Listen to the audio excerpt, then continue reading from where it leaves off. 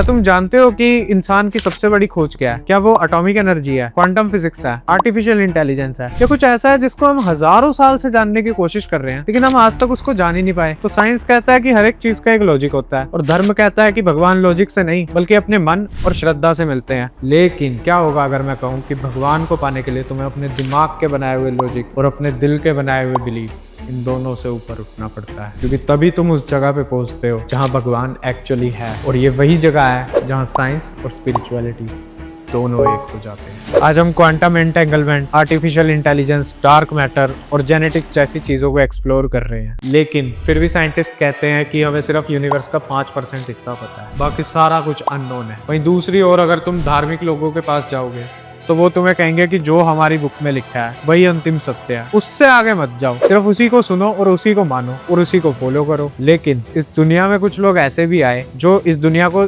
जानने या मानने नहीं बल्कि समझने आए। तो आइंस्टाइन ने कहा था कि the most beautiful thing we can experience is the mysterious. और मिस्टीरियस का मतलब था एक ऐसी मिस्ट्री जो आज भी हमसे एक ही सवाल पूछ रही है कि हम है कौन और हम यहाँ क्यों आए हैं। और ये सवाल कोई नया नहीं है, बल्कि ये हजारों साल पहले भी पूछा गया था और आज भी पूछा जा रहा है। जैसे कि रामायण में हम सुनते हैं कि रावण के पास एक पुष्पक विमान था, मतलब एक ऐसी फ्लाइंग मशीन जो थॉट्स पे ऑपरेट करती थी। और महाभारत में ब्रह्मास्त्र की डिस्क्रिप्शन एग्जैक्टली न्यूक्लियर वेपन से मैच करना, और कुरुक्षेत्र में रेडियो एक्टिव सॉइल मिलना, क्या ये सब एक कोइंसिडेंस था?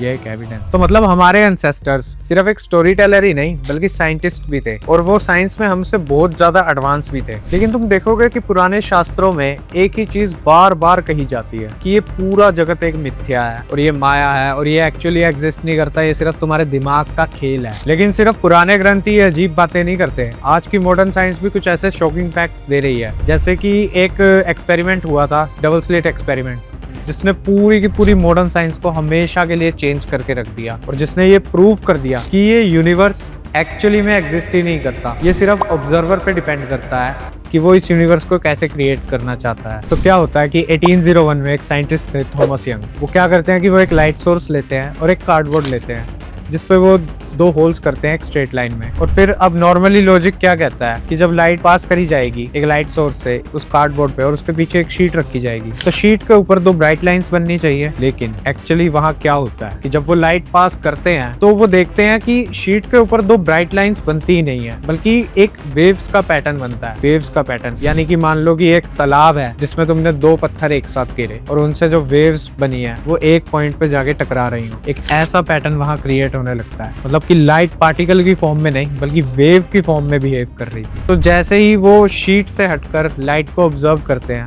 वो देखते हैं कि वहां पे से पैटर्न गायब हो गया और वहां दो ब्राइट लाइंस बनने लगी।